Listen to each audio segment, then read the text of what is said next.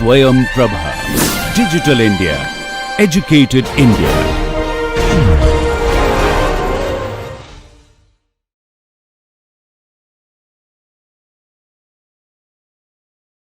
Good morning. Welcome to the fluid mechanics class today. We have been discussing flow through pipes. In the last lecture, we have already discussed the boundary layer effects when we are discussing the flow through pipes and the entrance length and fully developed flow regions, and also we have derived the velocity profile in the fully developed flow region as well as the average velocity that is derived within the fully developed flow region. Now today let us look at the force balance and how we derive the equations for the flow through pipes. So we have already seen this in the previous lecture to some extent, but now let us look at in different types of pipes, horizontal as well as inclined pipes. So when we are looking at the flow through horizontal pipes, let us write down the force balance. This is something which we have already seen. I am not taking elemental strip and integrating, rather we are taking just a strip and trying to understand the force balance. So if we do that, there is a pressure acting on this side P, from the other side P plus delta P, and the area is pi r square. If we take the force difference, it is pi r square P minus pi r square P plus delta P, minus there is a shear stress acting all along this element on the side of the wall. So that is 2 pi r delta x, okay, multiplied by tau. So the area that is acting is 2 pi r delta x multiplied by tau is, or tau at the wall, shear stress at the wall is going to give you the force or resistance force. So this together should be equals to 0. That is the force balance. Okay. Now simplifying the above equation, we can write down dou p by or dp by dx equals to minus 2 tau by r. All right. So this is what we could write down for a horizontal pipe. Now if the pipe is inclined, then what is going to happen? See, when the pipe was horizontal, the force due to the weight of the liquid was acting perpendicular to the flow direction. So the force that we were talking about in the x direction, the weight was not acting in that direction. Now if the pipe is inclined, then what will happen? A component of this weight is going to act in the direction of the flow. So we need to consider that. Okay. Although in earlier some of the cases we have been assuming that neglecting the weight of the fluid and so on, but now we are trying to account that and see what is happening. So if the pipe is making an angle theta with the horizontal, okay, then this weight which is acting downwards will make an angle theta with this perpendicular to the flow direction. So the component of the weight that is going to act in the flow direction is going to be W sin theta. Now considering this W sin theta in this force balance, if we write down the equation, okay, what it will be? We can write down 2 pi r dr px minus 2 pi r dr px minus delta x plus 2 pi r dx tau r. Okay, so again we are taking a fluid element here. You can take the whole thing, that's not also a problem.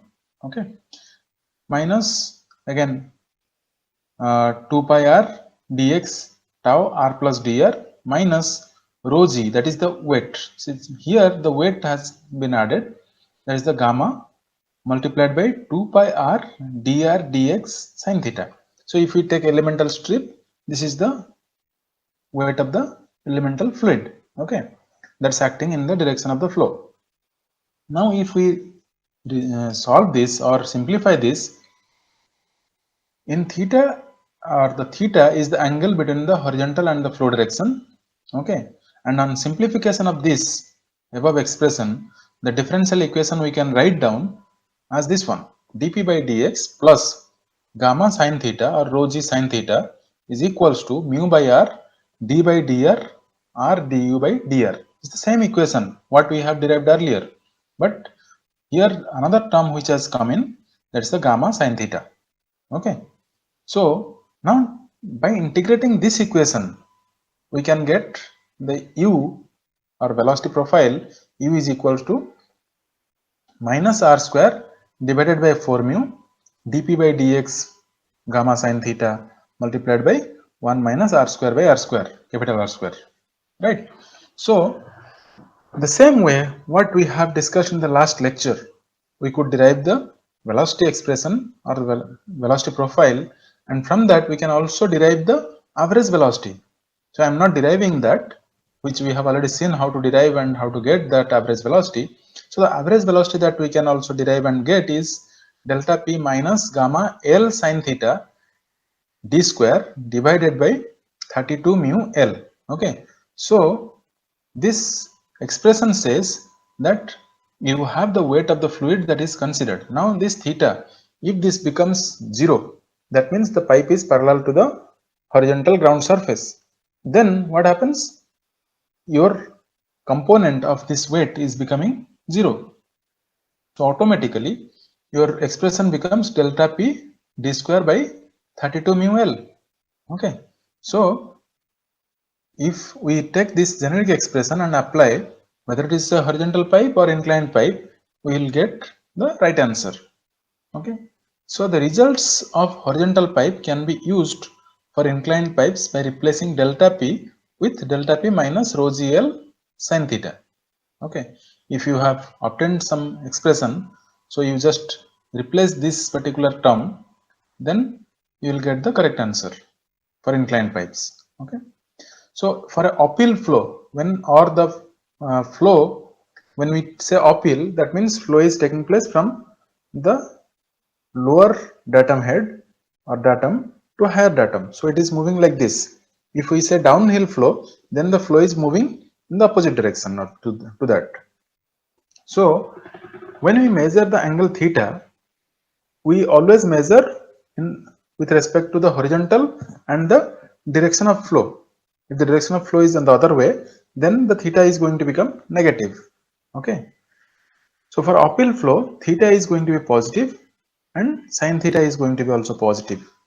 If it is a downhill flow, then theta is negative, or if you go anticlockwise measurement all the way from the horizontal to the direction of flow, okay, then also you will get sin theta as negative, less than 0. Okay, so if you substitute that, you will get accordingly the values. So if you look at this sin theta, once it becomes positive, you are subtracting the value from this delta p, but if it is negative, then you are adding that. So that itself says that the gradient is either resisting the flow or assisting the flow. All right, so that is what is basically said here. All right, now let us combine the pressure difference and gravity both, and then we say that both this effect, the pressure difference as well as the gravity, is going to drive the flow. So from this we understood that the flow is driven by both pressure difference as well as gravity. Now it may so happen that the pipe may be inclined downwards, but the flow is still taking in the uphill. That's where the gravity is overridden by the pressure difference. Okay, or the pressure difference that is generated, or the force generated by the pressure difference is higher compared to the force due to the gravity. Okay, so that is where the flow takes in the opposite direction. So it is not necessary always that if there is a pressure difference between 2 points, the flow will take place in the same direction. If the gravity is going to overtake that, then the flow is going to be in the opposite direction. All right. Okay, so for no flow condition, what will happen? The delta p will be equals to rho g L sin theta. That means the pressure and gravity both will act and they will balance each other. So this is where the flow is going to be stagnant or there is no flow, and the same condition of fluid statics will appear or will come. So we have already seen in fluid statics that delta P equals to gamma H. Okay, so here H is nothing but your L sin theta. All right, so the fluid static condition is going to be generated. So for non-circular section, the hydraulic diameter, what we consider the diameter of the pipe in case of pipe flow, if the pipe is not really circular, it could be some other shape, then we have to find out one characteristic dimension, or in this case characteristic diameter of this conduit. So for that, what we do, we take 4A by P. So it is A is the area of the flow through which the flow is taking place, and whether it is pipe or any shape, the flow is full, and so we take the area of that cross section, and then P is the perimeter. So perimeter is nothing but, in case of pipe it is 2 pi r, and in case of any other shape we have to find out what is the perimeter. If it is a triangle, it is the summation of all three sides. So we have to find out 4A by P, that is going to give us the hydraulic diameter, and then we use that for all the calculations. So in the previous equations, when we have seen that we have d here, to find out the average velocity we use delta P minus gamma L sin theta d square divided by 32 mu L. So this d is the characteristic diameter or hydraulic diameter. This can be also obtained for other shapes by this expression 4A by P. Alright, so some of the channel sections and other sections, sometimes people use such kind of formulations. Okay, now there are two more factors. Although we have calculated all these things, there are some correction factors, sometimes it is used, and we need to at least quickly have a glance of that. Something is called energy correction factor as well as momentum correction factor. So the energy correction factor is usually denoted as alpha, and momentum correction factor is usually denoted as beta. So if we look at the velocity distribution in terms of average velocity, we can write down u by v average. So velocity is the u, and if we take the velocity distribution in terms of average velocity, u by v average we can write down, and that if you substitute v average, that is half of the maximum velocity which we have already derived. So if you substitute that, we can again rewrite the whole expression as this is equals to 2 into 1 minus r square by r square. Okay, so if you now try to derive the value of alpha, that is the energy correction factor, it is 1 by a integration u by v average to the power 3 del dA, and if you just integrate and substitute the values, you will finally come to the factor 2. So alpha is the energy correction factor, that is 2. And similarly, if we derive the momentum correction factor, we will be able to arrive at the value of beta, that is 4 by 3. And these energy correction and momentum correction factors are used at times when it is required. Okay, so anyway, we will not get much into this, but at least we will know that this is how the energy correction factor and momentum correction factors are derived. Now let us move to the next important aspect, that is the friction factors that are going to be developed along the wall. So we may have different types of pipe surfaces. We may have smooth pipe, we may have rough pipe. So pipe surface is going to be either smooth or rough. That depends on your roughness of the pipe and the laminar sublayer thickness that we have already discussed earlier. That is delta dash, which we used to derive, that is the laminar sublayer thickness. If this roughness is going to be larger than the laminar sublayer thickness, then the flow is going to be considered as rough pipe. If it is less than that compared to this, then it is going to be smooth pipes. Okay, so now in case of a smooth boundary or smooth surface, in the laminar sublayers, shear is nearly constant. Okay, and that is tau equals to, or shear is equals to tau 0.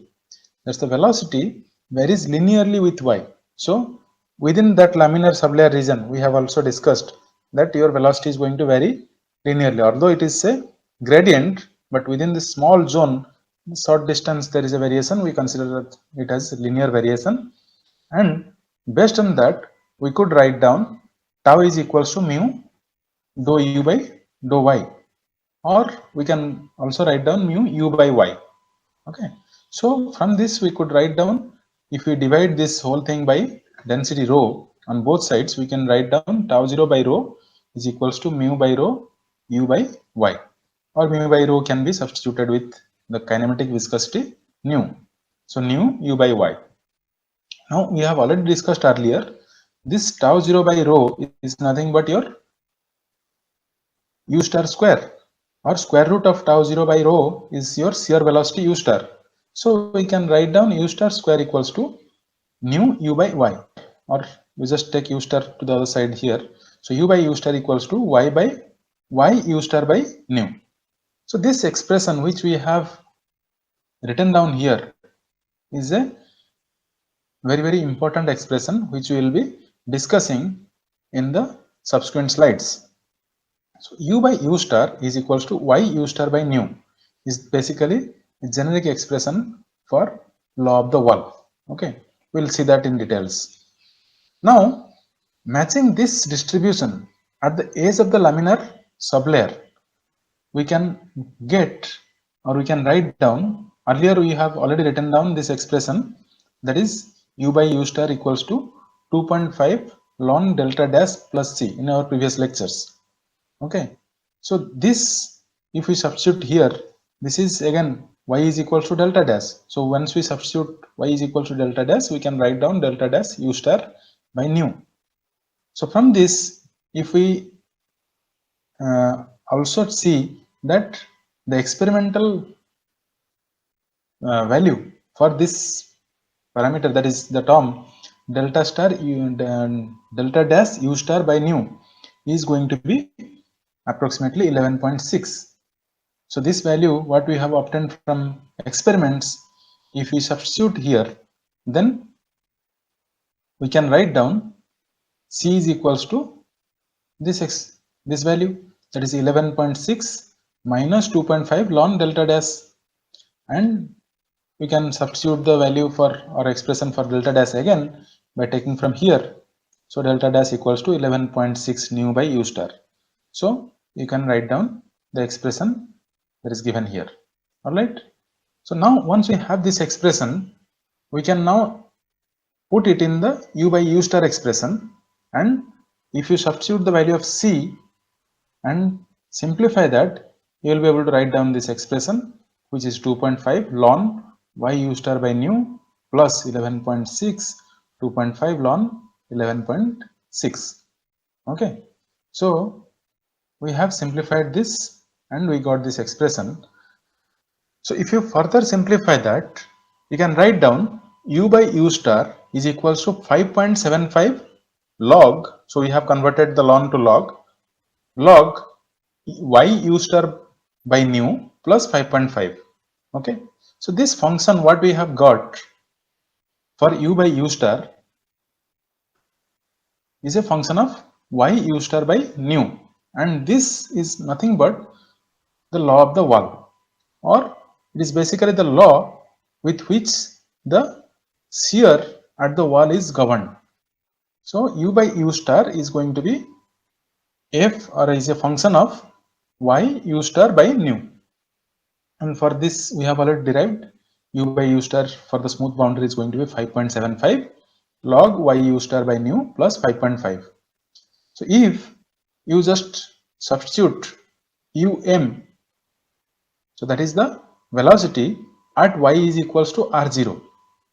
Okay, so r0 is the layer, that is where we say that the velocity is velocity at the center line so of the pipe. So both smooth boundary and rough boundary will yield to this expression, which is nothing but um minus u divided by u star is equals to 5.75 your r0 by y.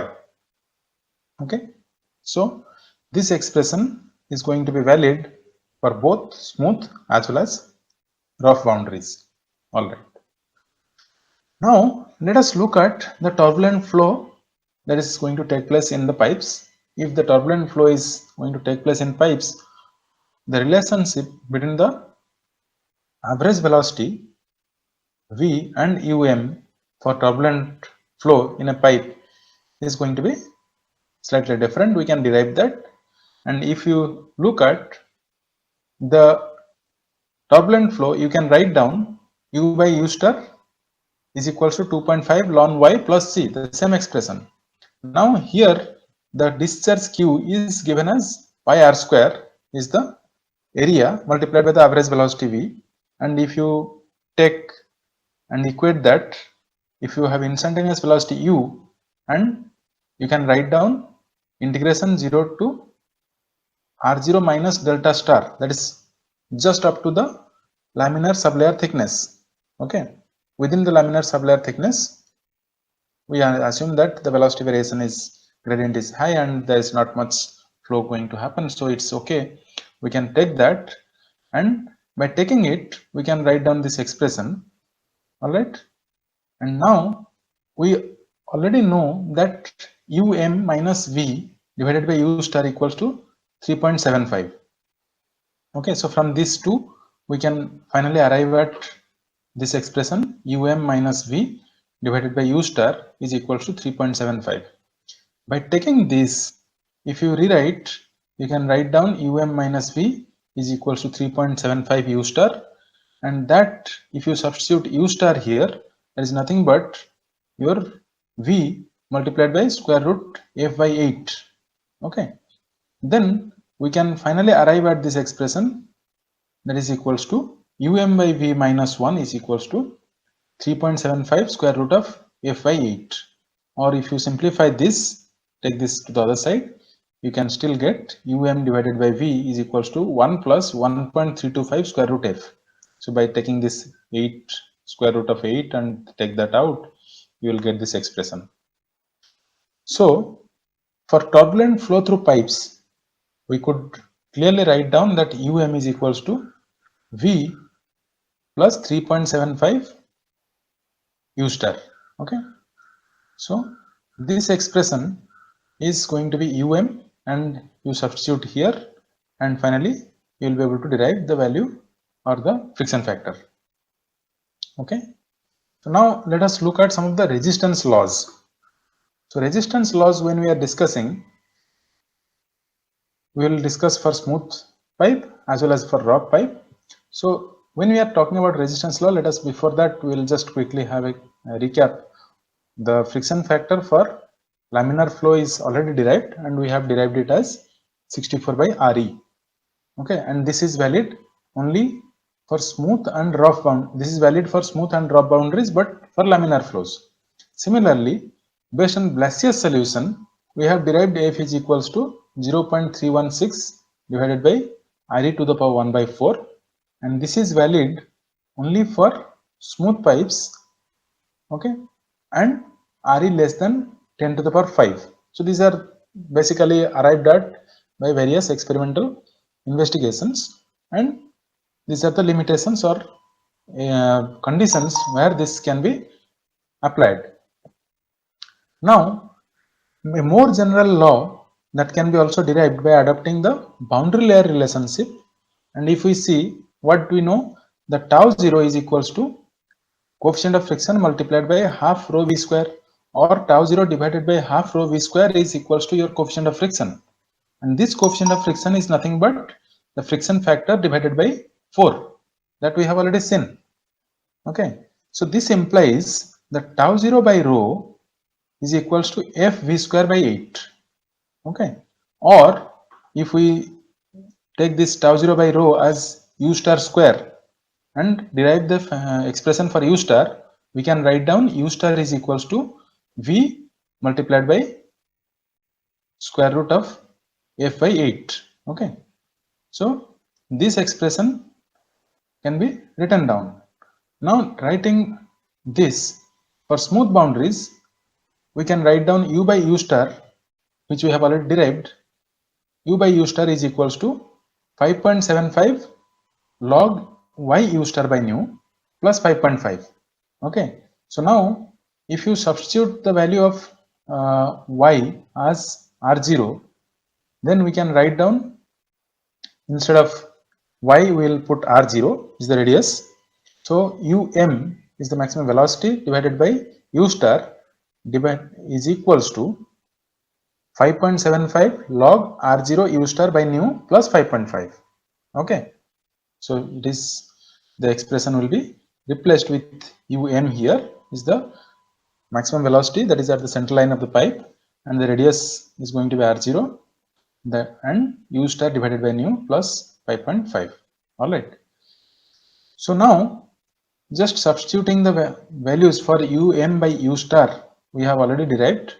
It is v by u star plus 3.75, that is equals to 5.75 log r0 u star divided by nu plus 5.5. And now if you take the 3.75 to the other side, you can rewrite this expression as this one, v by u star equals to 5.75 log r0 u star by nu plus 1.75. so this expression which we have derived is for smooth pipe. Okay, and if you now substitute the value for u star, okay, we have already derived for u star is equals to v multiplied by square root f by 8. So that if you substitute u star here and also u star here, your r0 is nothing but diameter by 2. Okay, so then your expression is going to be this, and by simplifying this expression we can write down the expression for the f, friction factor. So the friction factor was derived as 1 by square root f is equals to 2.03 log re square root f minus 0.91. This is one implicit equation. You can see the f appearing here as well as here, so we need to solve this in an iterative manner, or in experiments it has been also obtained and similar derivation has been arrived at.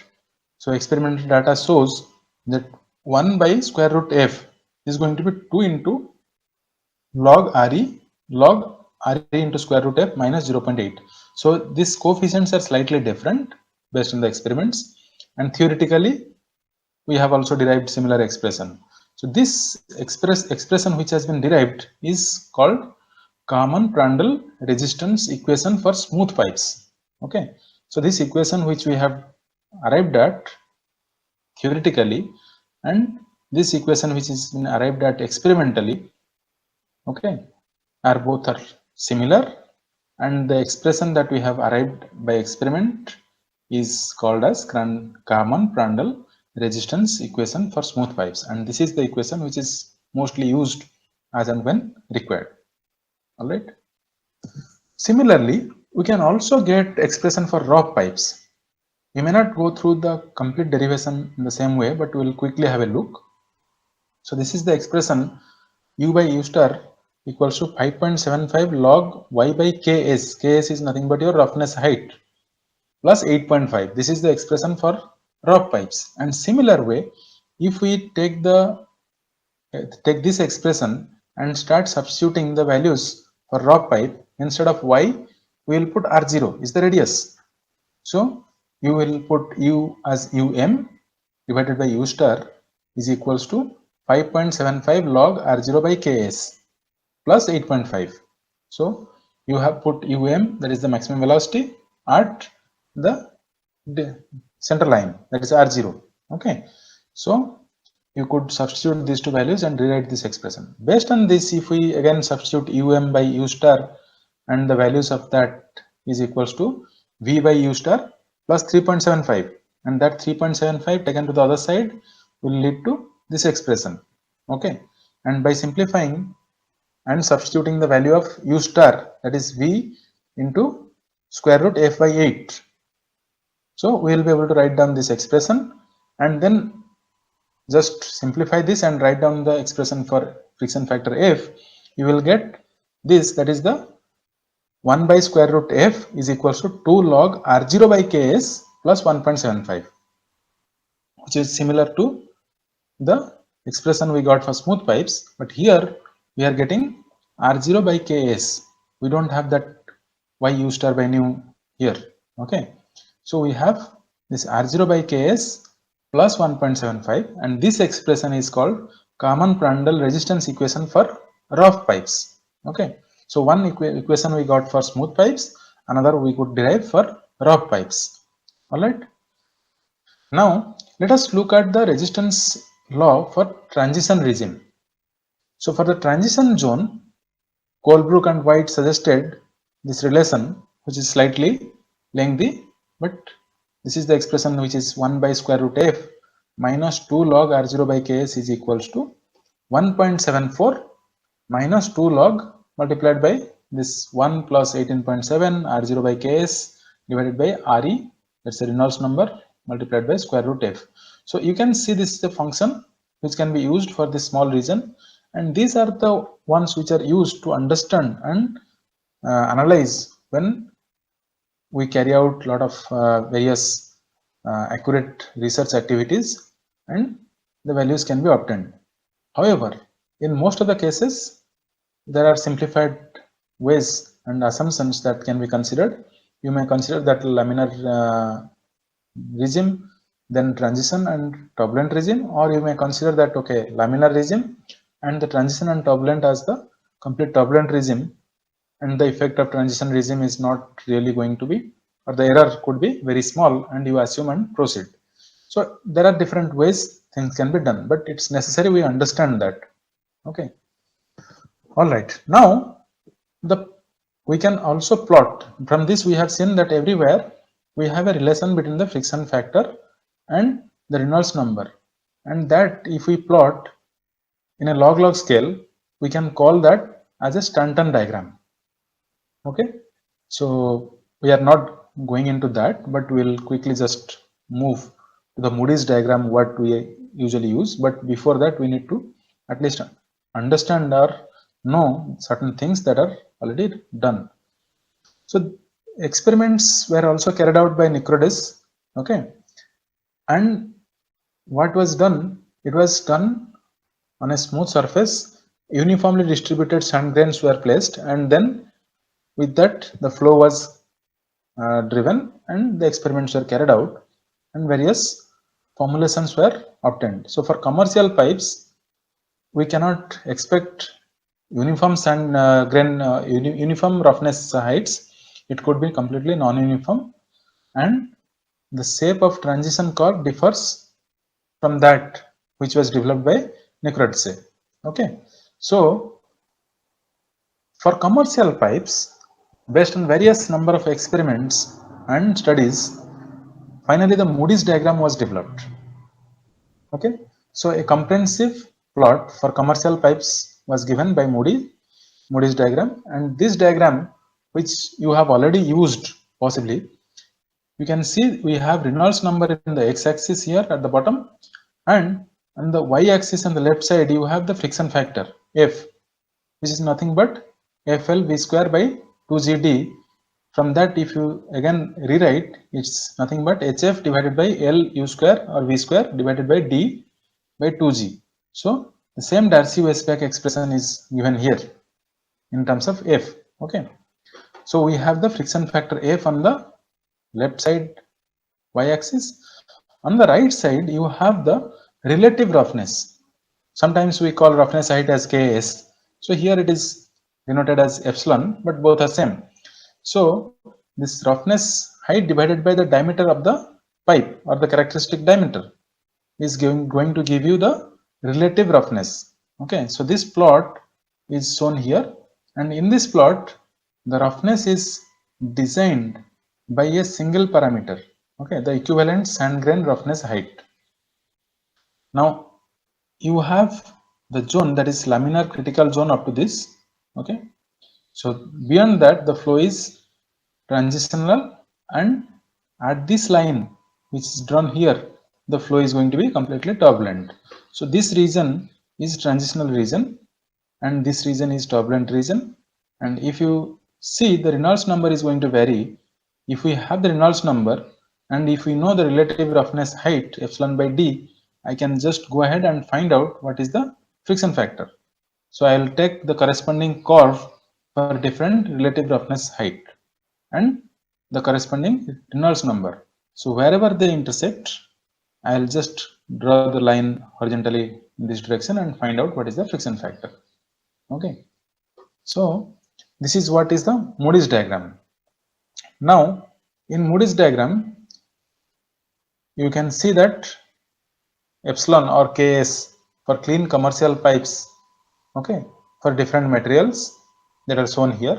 But these pipes or the Ks value, that's the roughness, is for clean commercial pipes or clean pipes.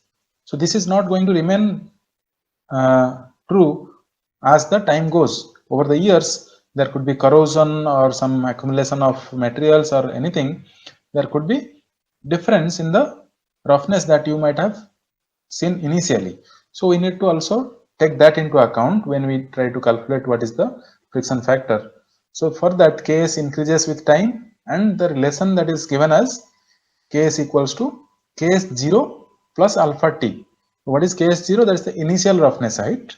Alpha is a factor which is basically, or the coefficient or the rate of increase over the period of time. So in number of T years, the rate of increase of this roughness is considered as alpha. So if you multiply that and add it the initial roughness height, you will get the roughness height after number of years T. All right, and that can be used for calculating the friction factor.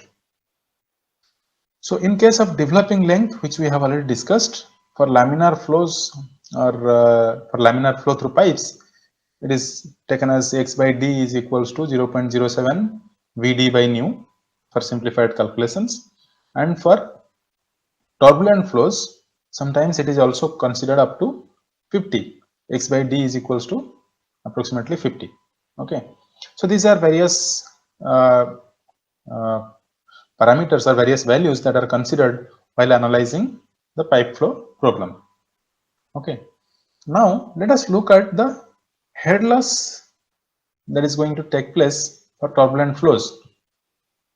So we know that the pressure drop cannot be evaluated analytically in this case, and the problem can be stated as a function of various parameters. So the pressure drop delta P is going to be a function of the diameter, the length of the pipe, as well as the relative roughness, the average velocity, density, mu. So these are various parameters. Now, to understand it better, or to put it in terms of normalized parameters or non-dimensional parameters, so the equivalent statement can be presented, and if you see the pressure can be non-dimensionalized by this term rho v square. So the unit of both of these is are going to be same, so it is non-dimensionalized. So similarly, all these parameters can be non-dimensionalized by taking the ratio with different values. So finally, we understood that this delta P by rho v square is the pressure drop is going to be, or we can also term it as the head loss that is going to happen, is a function of Re. This is nothing but your Reynolds number, Re, L by D, K by D. Okay, so by taking this, we understood that this is a function of these three non-dimensionalized parameters. Okay, now substituting delta P is equals to gamma H or delta H, and we just rewrite this equation, we can again write G delta H by V square is equals to this. Okay, so this basically says that it's proportional to the head loss is proportional to L by D. Okay, so experiments already indicated that head loss is proportional to L by D, and if we take the L by D out, so it's basically what we have left is the head loss is a function of Re K by D. So if you again recall back your Moody's diagram, what we have, head loss is nothing but given in terms of friction factors, that is a function of Re into K by D, Re and K by D. So that's why the Moody's diagram, which basically represents the actual condition and the dependence of this head loss on the factors, that is Reynolds number and relative roughness. All right.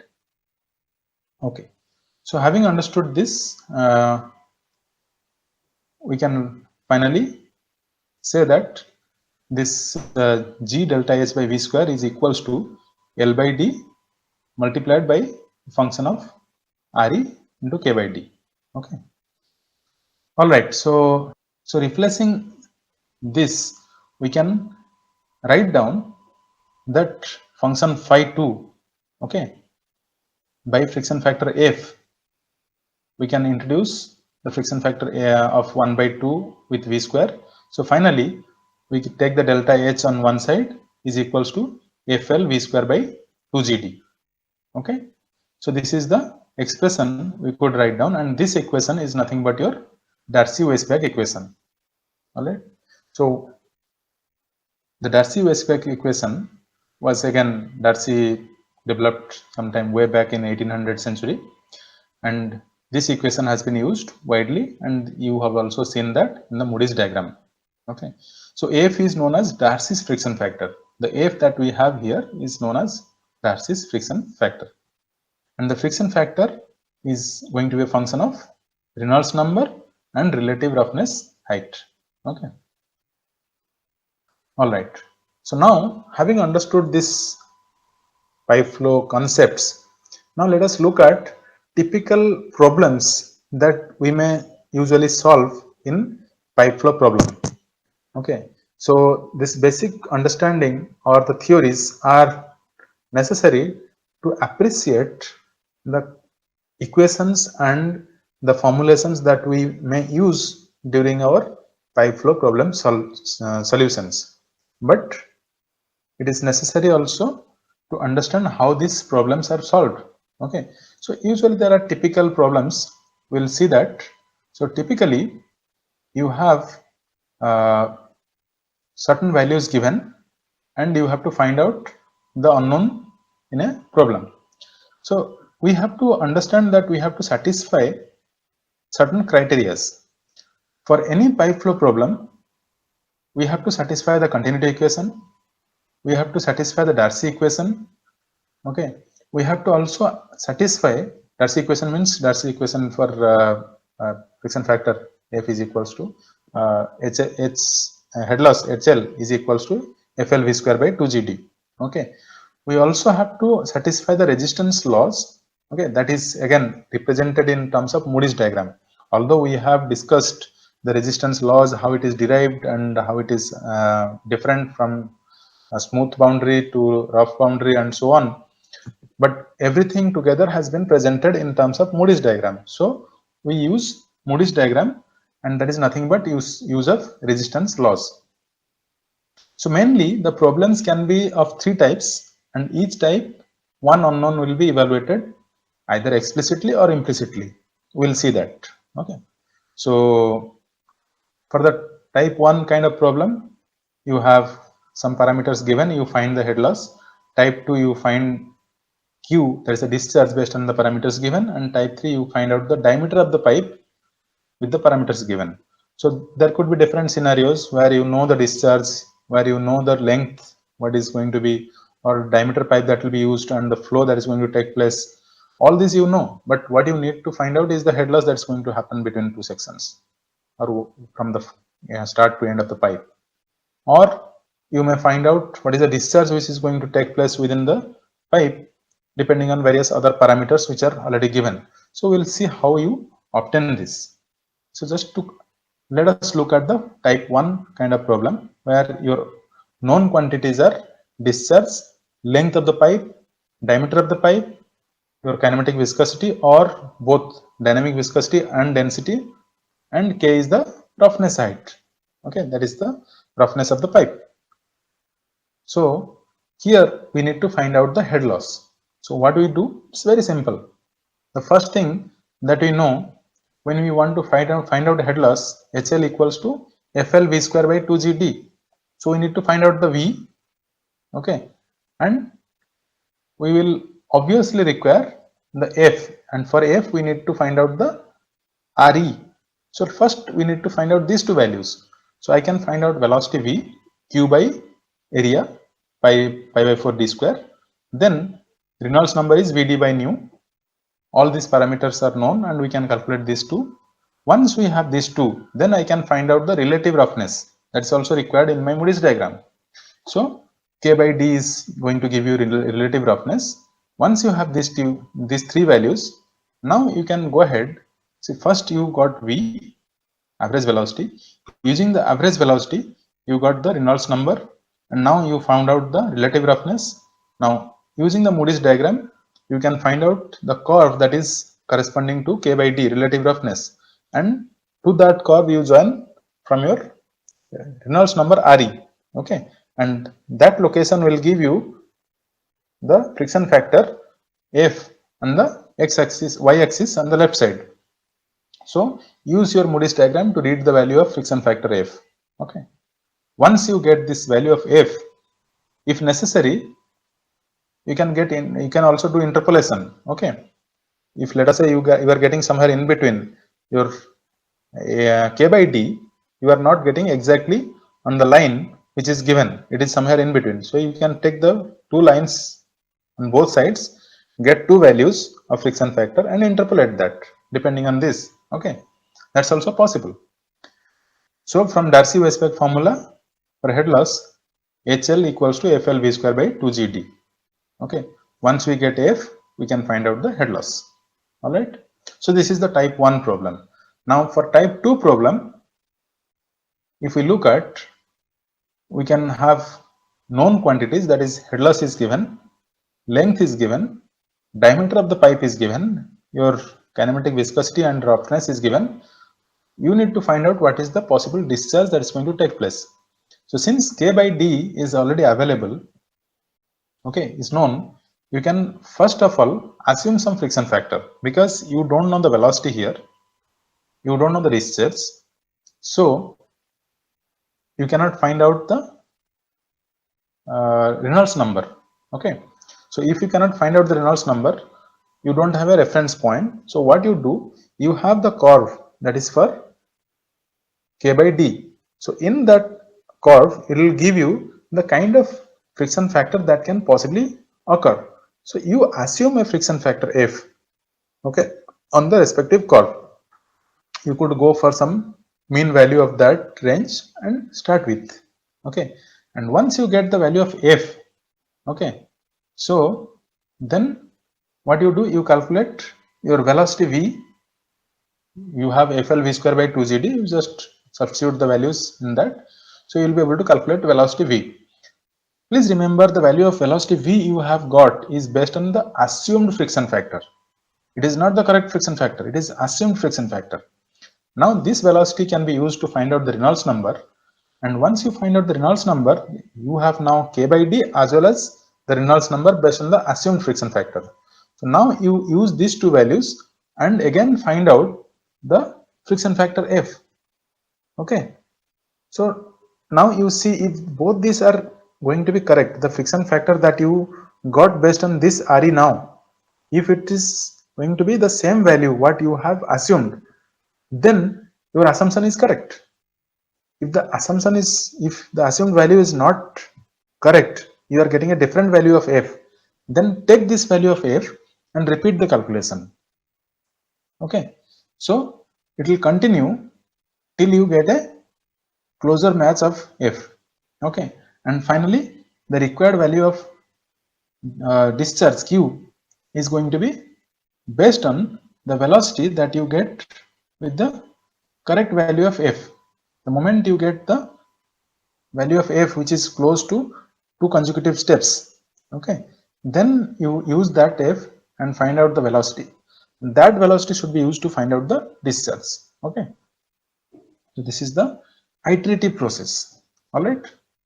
Okay, now let us look at the third type of problem, where you have head loss is known, your discharge is known, your length of the pipe is known, nu and k are known. What you have to find out is the diameter.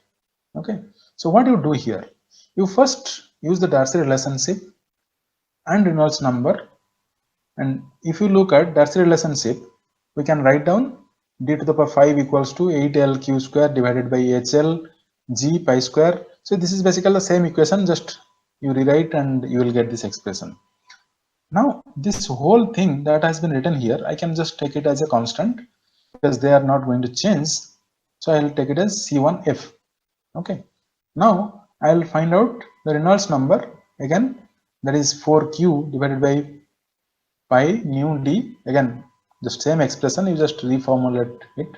You will be able to write down C2. C2 is nothing but 4Q by pi V. So C2 by D. So now we have two constants, C1 and C2. That is basically these are the expressions. Okay. Now assume a value of F. Okay. Assume a value for F and find the D. You can find out the assumed value of F, and from that you have C1. So now you will find out the value of D. Okay. Once you find out the value of D, then use the value of D and substitute in the Reynolds number.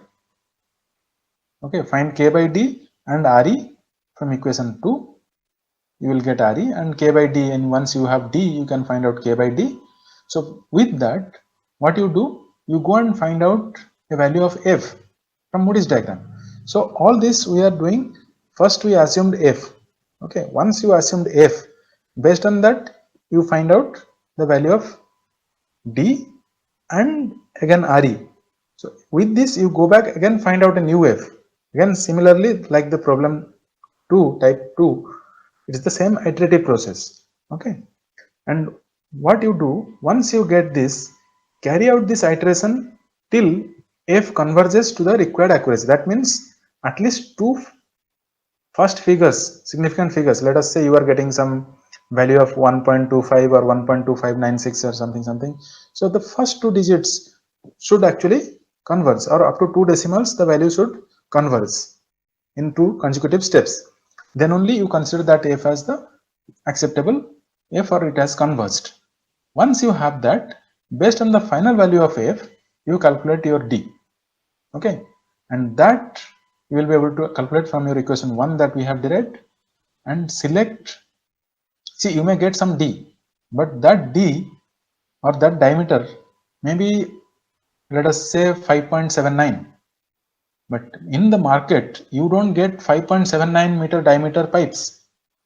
You may theoretically calculate and give something. Practically it is not going to be available in the market. So you have to also look at standard sizes of the pipe and then recommend which one is going to be applicable. So select the nearest D that is available commercially, and you should choose the diameter slightly higher. Okay, which is the next higher diameter, that D that can be recommended as your final value. Okay, but in theoretically or in class solutions, you may not know exactly what is the availability in the market, but at least you should be able to find out up to this step, that is the D based on the final value of F. All right. Okay. So I think this is the basic introductory problems and introductory class for the flow through pipes. More details of this and the parallel flow and the series connection of the pipes and so will be taught in the next semester, that is going to be in the hydraulic engineering, not in this course. We will not cover those things. Okay. So with this, let me stop the lecture here, and thank you so much. Good day.